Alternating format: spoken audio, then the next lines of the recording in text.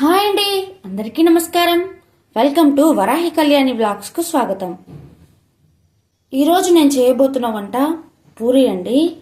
పూరికి కావాల్సిన పదార్థాలు, తయారీ విధానం చూసేయండి. ముందుగా పూరి పిండిని తీసుకోవాలండి. మీ క్వాంటిటీకి తగ్గట్టు పూరి పిండిని తీసుకొని జల్లించుకోండి. అందులోనే కొంచెం ఉప్పు, 1 స్పూన్ చక్కెర, కొంచెం నూనె వేసి బాగా కలుపుకోవాలండి. ఇట్లా వెడల్పుగా ఉండే పరాతంగానే ఏదైనా తీసుకుంటే కలుపుకోవడానికి ఈజీగా ఉంటుందండి. కొన్ని నీళ్లు పోసుకుంటూ బాగా కలుపుకోవాలండి పిండిని.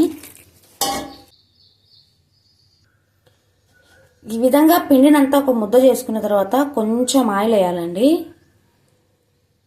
ఆయిల్ వేసి బాగా మళ్ళీ మెత్తగా పిసకాల.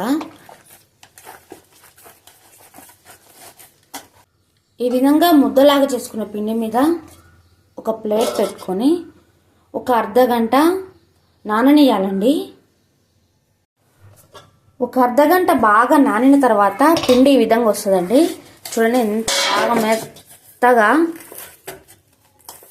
ఎంత బాగా మెత్తగా అయిందో పిండిని తీసుకొని నిమ్మకాయ సైజ్ అంతా ఉండలు చుట్టుకోవాలండి. చిన్న చిన్నగా బాల్స్ లాగా ఈ విధంగా పిండి అంతా చేసేసుకోవాలి. ఈ విధంగా రౌండ్ బాల్స్ లాగా అన్ని చుట్టేసుకోవాలి. ఒక పిండి ముద్దను తీసుకొని పొడి పిండితో కానీ నూనెతో కానీ ఒత్తుకోవాలండి. చపాతీ కర్ర తీసుకొని ఇట్లా రౌండ్గా ప్రెస్ చేస్తూ చేసుకోవాలి.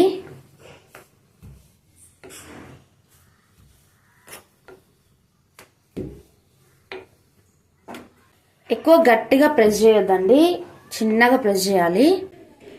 ఈ విధంగా చేసేసుకోవాలండి. చూడండి, చిన్నగా ఈ విధంగా షేప్ కొంచెం రౌండ్గా వచ్చేటట్టు చూసుకోండి.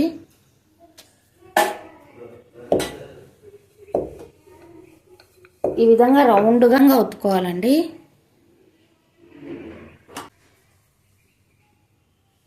సరే, కొంచెం నూనె వేసి కూడా చేయొచ్చు. నూనె వేసి చేయడం ద్వారా నూనె నల్లగా కాదు. చూడండి, ఈ విధంగా మీ ఇష్టం. నూనెతో కావాలంటే నూనెతో చేసుకోవచ్చు, పొడి పిండితో కావాలంటే పొడి పిండితో చేసుకోవచ్చు. ఈ విధంగా రౌండ్ షేప్లో బాగా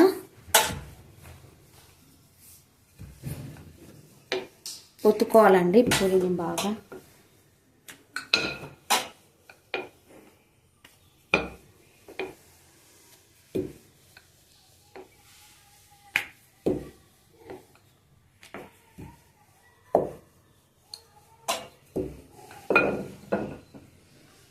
ఈ విధంగా రౌండ్గా చేసేసుకోవాలి.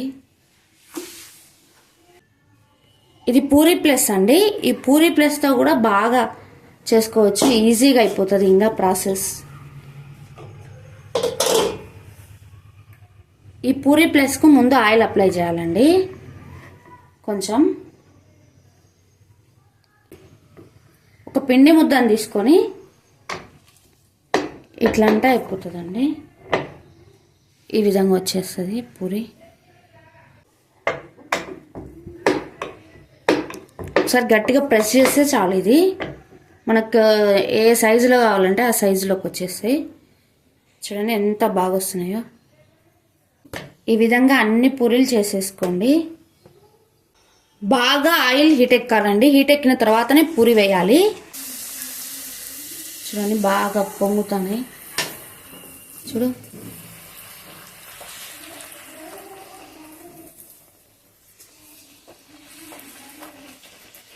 ఈ విధంగా పొంగిన తర్వాత ఇట్లా ఒక బొక్కల గిన్నెలో వేసుకోవాలండి. చూడండి, బాగా నూనె వేడెక్కినాకనే వేయడం ద్వారా పూరి బాగా పొంగుతుంది.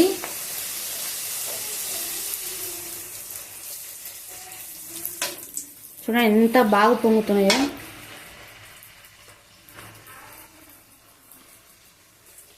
పిండి బాగా నానాలండి, నానితేనే పొంగుతాయి. చక్కెర వేయడం ద్వారా కలర్ వస్తుందండి రెడ్గా.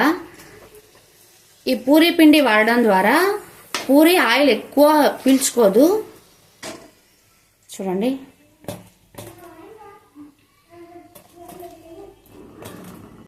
చూడండి, ఈ విధంగా చేయడం ద్వారా ఇంట్లోనే ఎంత బాగా పొంగుతాయో పూరీలు.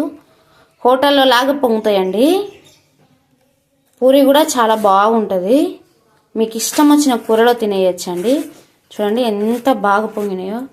మీకు ఏ సైజు కావాలంటే ఆ సైజు చేసుకోండి.